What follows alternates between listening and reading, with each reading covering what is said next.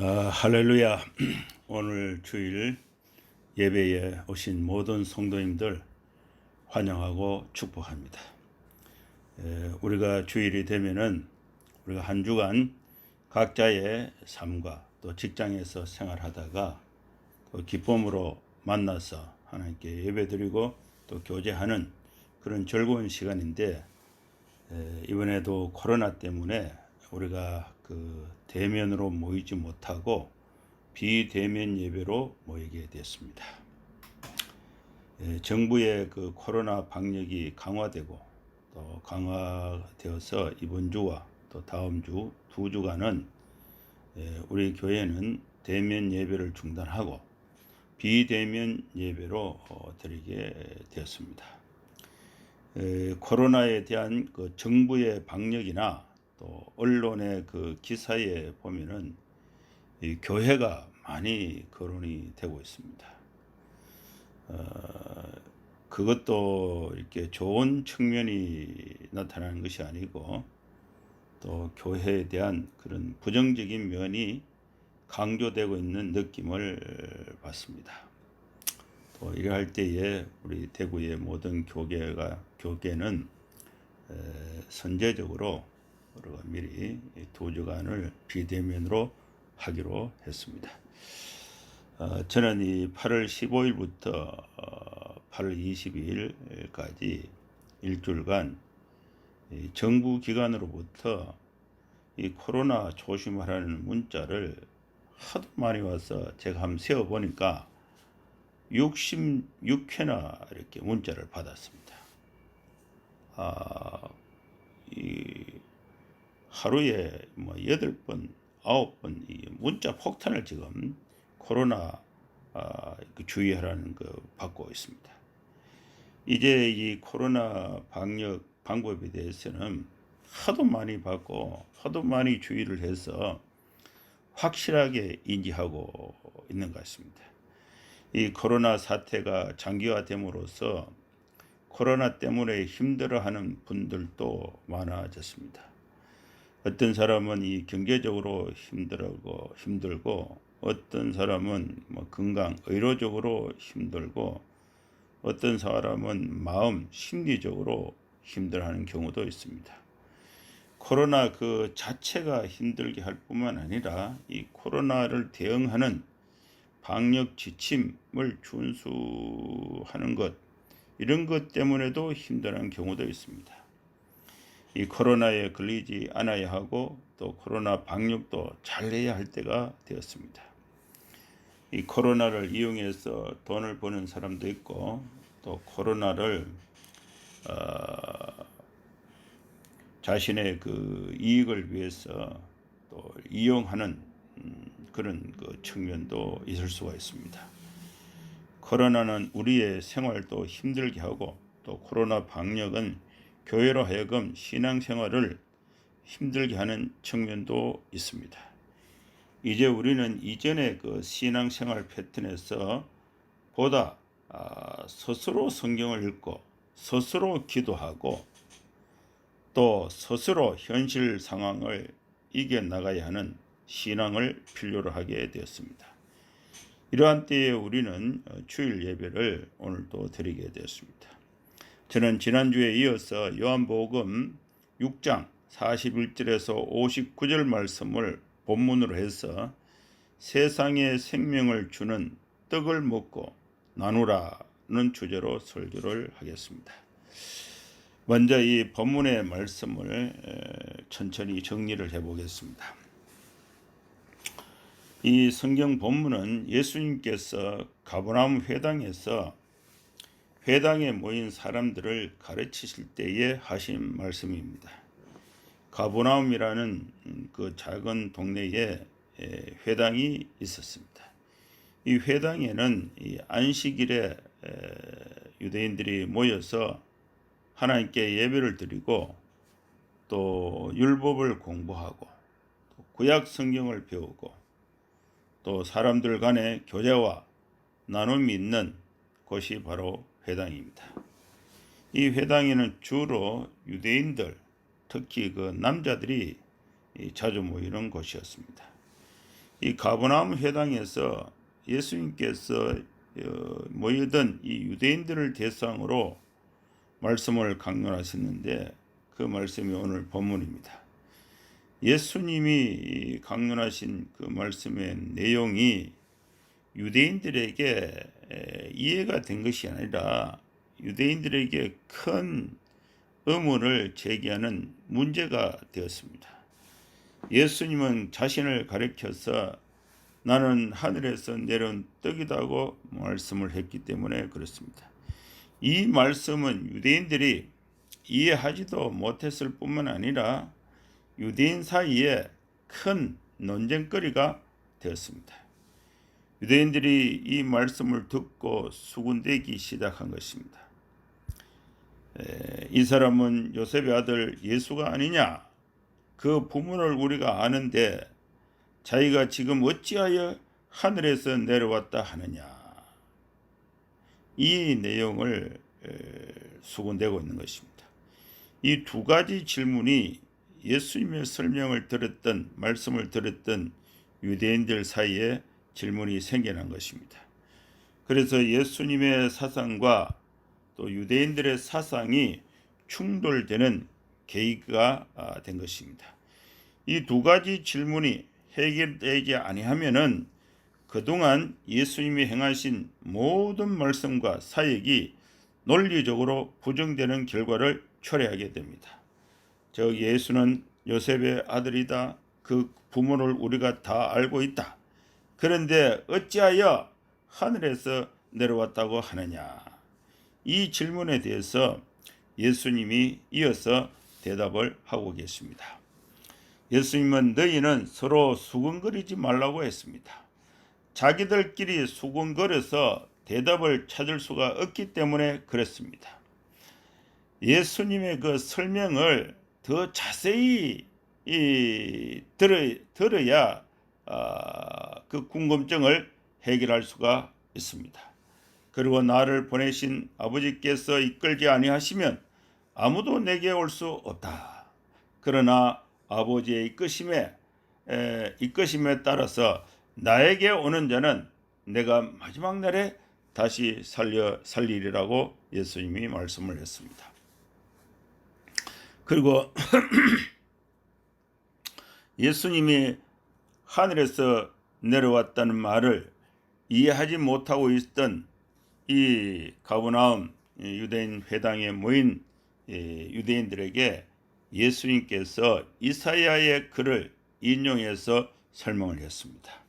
예수님은 선지자의 글 이사야 54장 13절 말씀을 인용했습니다. 선지자의 글에 누가 예수님께 나올 수 있는가? 그들이 다 하나님의 가르치심을 받으리라고 기록되었은즉 아버지께 듣고 배운 사람마다 내게로 오느니라. 예수님의 설명은 아버지께 듣고 배운 사람이 예수님께 올 수 있다는 것입니다. 그러나 아버지를 본 자가 없습니다. 오직 하나님에게서 온 자만이 아버지를 보았습니다. 아버지를 본 자는 예수님 한 분밖에 없습니다. 그래서 아버지와 예수님은 그 신분상 그 특징이 동격이신 것을 아버지를 보았다는 말씀으로 예수님의 신분이 하나님 아버지와 같은 분이다. 동격이라는 것을 말씀을 증명하신 것입니다. 진실로 너희에게 이르노니 예수님의 아버지를 보았고 또 하나님에게서 온 자임을 믿는 자는 영생을 가지게 됩니다. 예수님은 아버지에게서 온 자 즉 하늘로부터 내려온 떡입니다. 예수님은 아버지를 본 자입니다. 그래서 예수님은 자신을 내가 곧 생명의 떡이라고 선포하신 것입니다. 이것을 믿는 자는 영생을 가지게 됩니다. 왜냐하면 생명의 떡은 한 번 먹으면 영원히 배고프지 않기 때문에 그렇습니다. 이 생명의 떡과 대조되는 다른 떡이 있습니다. 이 떡은 그들의 조상들이 광야에서 먹은 만나가 되는 것입니다. 만나를 광야에서 먹었던 사람들은 40년이나 먹었지만은 영원히 살지 못하고 다 죽었습니다. 그러나 하늘에서 내려온 생명의 떡이신 예수님을 먹는 자는 사람으로 하여금 먹고 죽지 않게 하는 떡입니다. 예수님은 말씀하시기를 나는 하늘에서 내려온 살아있는 떡이다. 떡의 출처가 하늘에서 내려왔고 그 떡의 성격은 살아있는 떡입니다. 사람이 이 떡을 먹으면 어떻게 되는가? 영원히 사는 영생을 하게 됩니다. 사람들은 이 떡을 먹어야 합니다. 떡은 배고픈 사람이 먹어야 합니다. 사람들은 살려고 떡을 먹습니다. 그런데 예수님이 주신 떡은 영생하는 떡입니다. 내가 줄 떡은 곧 세상의 생명을 위한 내 살인이라고 말씀했습니다. 예수님이 세상에 주는 떡은 살로 만든 살떡이 아닙니다. 밀가루로 만든 떡이 아닙니다. 이 떡은 예수님 자신의 육체, 즉 살이 떡이라는 것입니다. 이 설명을 가버나움 회당에서 예수님에게서 들은 이 유대인들은 자신들의 궁금한 문제가 해결된 것이 아니라 더 큰 문제가 생겨난 것입니다. 그래서 이 유대인들이 서로 다투어 이르되 이 사람이 어찌 능히 자기 살을 우리에게 주어 먹게 하겠느냐. 이들은 예수님의 설명을 전혀 알아듣지 못했습니다. 유대인들은 예수님의 그 육신의 몸, 즉 살을 먹는 것으로 이해한 것입니다. 유대인들은 이해하지 못하고 또 예수님의 그 설명을 이해하지 못했던 그 유대인들을 향해서 예수님은 계속해서 설명을 이어가고 있습니다. 내가 진실로 진실로 너희에게 이르노니 인자의 살을 먹지 아니하고 인자의 피를 마시지 아니하면 너희 속에 생명이 없느니라. 우리 속에 생명이 있으려면은 예수님의 살을 먹어야 합니다. 예수님의 피를 마셔야 합니다. 예수님의 살을 먹고 예수님의 피를 마시는 자는 영생을 가졌고 마지막 날에 예수님이 그를 다시 살려주십니다. 예수님의 살은 참된 양식이 됩니다. 예수님의 피는 참된 음료가 됩니다. 그러면은 예수님의 살을 먹고 예수님의 피를 마신다는 것의 의미가 무엇입니까? 내 살을 먹고 내 피를 마시는 자는 내 안에 거하고 나도 그의 안에 거하는 것입니다. 이것은 그 말씀을 믿는다는 것을 의미하는 것입니다. 살을 먹고 마신다는 것은 예수님 하신 그 말씀, 예수님 자체를 믿는다는 것을 의미하는 것입니다. 우리가 예수님 안에 거하고 예수님이 내 안에 거하는 것입니다. 예수님의 살을 먹고 피를 마신다는 것은 우리가 예수님 안에 거하고 예수님이 내 안에 거하는 것입니다. 하늘 아버지는 지금도 살아계십니다. 살아계신 아버지께서 예수님을 이 세상에 보내주셨습니다. 그래서 예수님은 아버지로 말미암아 사는 것입니다. 그래서 우리는 우리가 예수를 먹는 그 사람도 예수로 말미암아 살게 되는 것입니다. 이 예수님은 하늘에서 내려온 생명의 떡입니다. 이 예수님은 조상들이 광야에서 먹은 만나와 차이가 있습니다. 만나를 먹은 조상들은 다 죽었습니다. 그러나 예수님을 먹는 자는 영원히 살게 되는 것입니다. 이 말씀을 예수님께서 가버나움 회당에서 설명을 하셨는데 이 설명을 들은 대부분의 사람들은 그 내용을 이해하지 못했습니다. 여러분은 어떻게 이해하고 있습니까? 이 말씀은 그 말씀 자체가 어려운 구절입니다. 예수님의 살을 먹고 예수님의 피를 마신다는 것의 의미를 바로 우리는 이해하고 믿어야 하는 것입니다. 예수님의 살과 예수님의 피를 먹고 마신다는 것은 제자들도 곧바로 이해하지 못한 어려운 말씀이었습니다. 구약 성경의 율법에는 동물의 피를 먹는 것을 분명하게 금지하고 있습니다. 그래서 이 유대인들은 피채 먹는 것을 싫어했습니다. 그러나 예수님은 이 말씀을 문자적인 의미로 주신 것이 아니라 영적인 뜻으로 사용하신 것입니다. 이것은 즉 예수님의 살을 먹고 또 예수님의 피를 마신다는 것은 예수님과 예수님께서 하신 말씀을 믿는다는 뜻을 내포하고 있는 것입니다. 그러면 우리는 예수님의 무엇을 믿는다는 것을 의미합니까? 우리가 예수를 믿는 것의 의미, 그 첫 번째는 예수님은 하늘에서 내려온 분으로 믿는 것입니다. 그런데 사람들은 예수님을 요셉의 아들로 알고 믿었습니다. 사람들은 요셉의 아들로 예수님을 바라보고 있는 것입니다. 그러다 보니까 예수님이 하늘에서 내려왔다는 말씀을 믿지 못하고 그 말을 거부하게 되는 것입니다.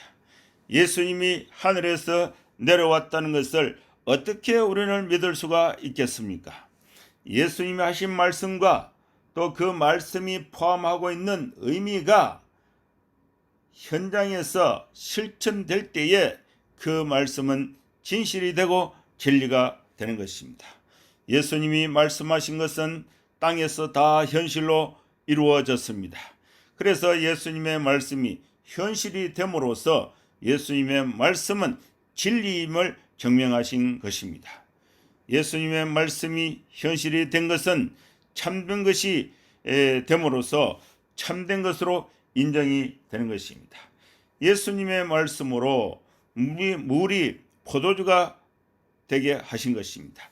이 기적은 예수님이 하늘에서 내려오신 분이심을 증명한 사건이 되었을 뿐만 아니라 예수님이 하나님이라는 표시, 즉 표적이 된 것입니다. 그래서 우리는 예수님은 하늘에서 내려온 분으로 믿는 것입니다. 우리가 예수를 믿는다는 것의 두 번째 의미는 예수님은 생명의 참된 양식이 된다는 것을 믿는 것입니다. 이 생명의 떡은 하늘에서 내려온 떡입니다.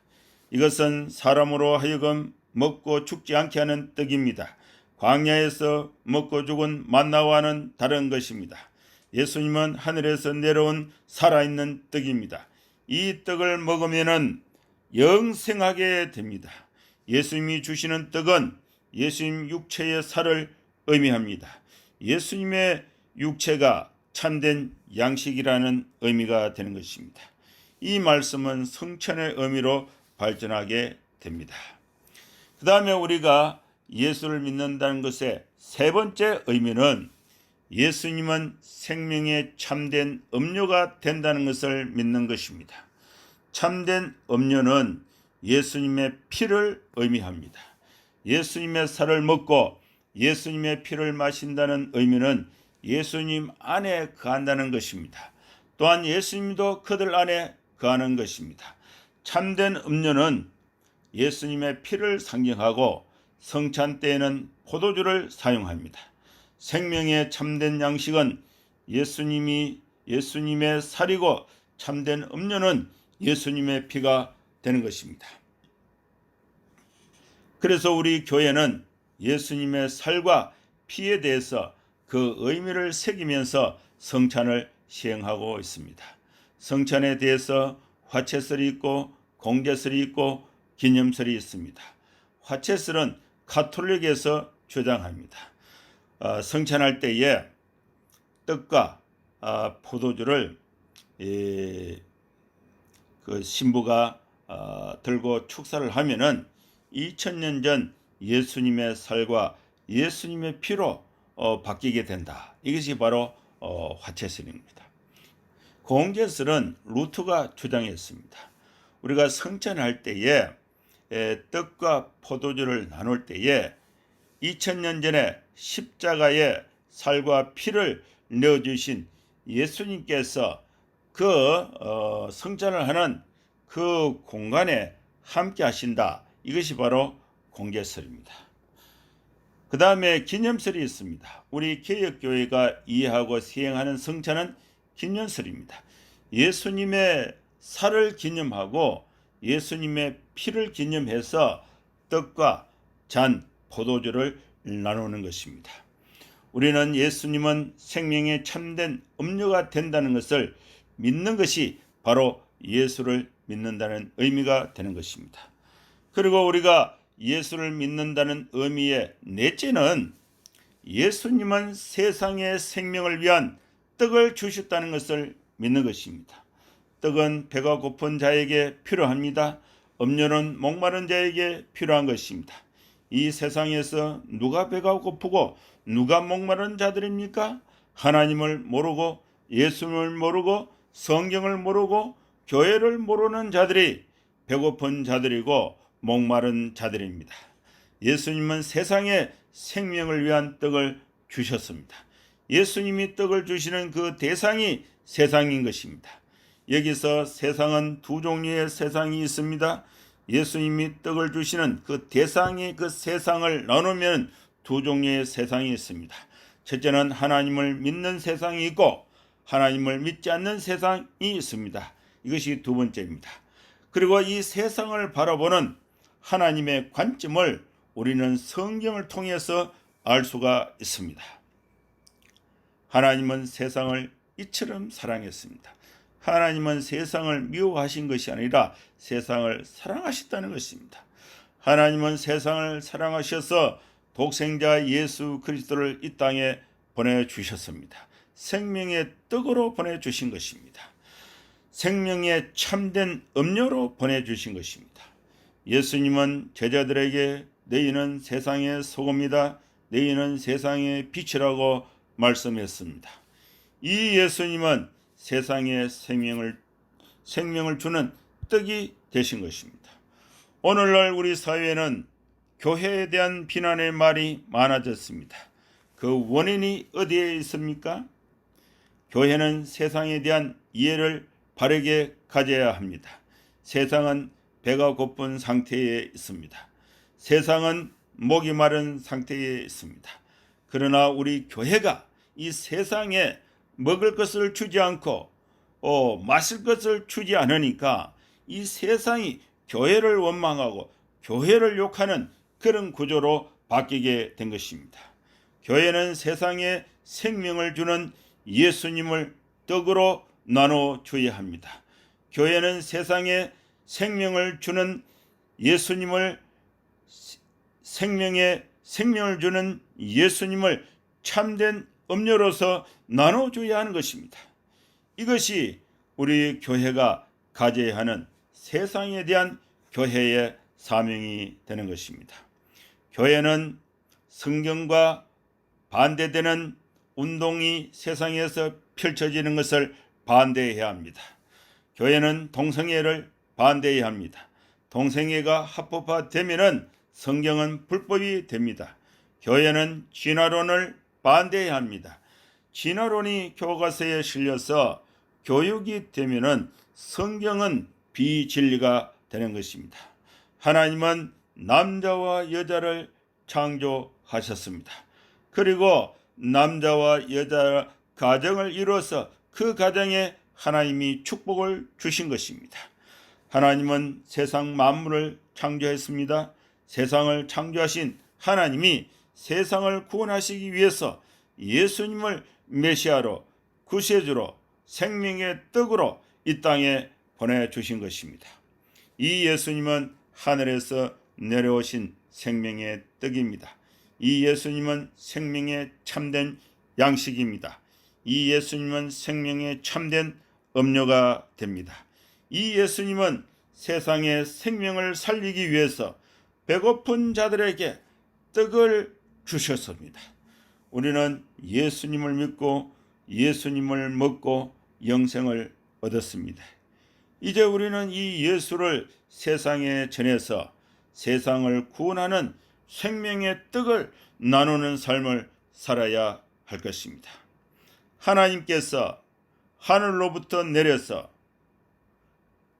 생명의 떡으로 이 땅에 오신 생명의 떡이신 예수님을 세상에 전하는 것이 우리의 사명이 되어야 하는 것입니다. 세상에 많은 사람들을 모든 사람들은 밥을 먹어야 하고 음료수를 마셔야 살아갈 수가 있습니다. 밥을 먹고 양식을 먹고 물을 마셔야 살아가고 있습니다. 그 배고픈 사람들, 목마른 자들에게 유일하게 줄 수 있는 기관은 교회입니다.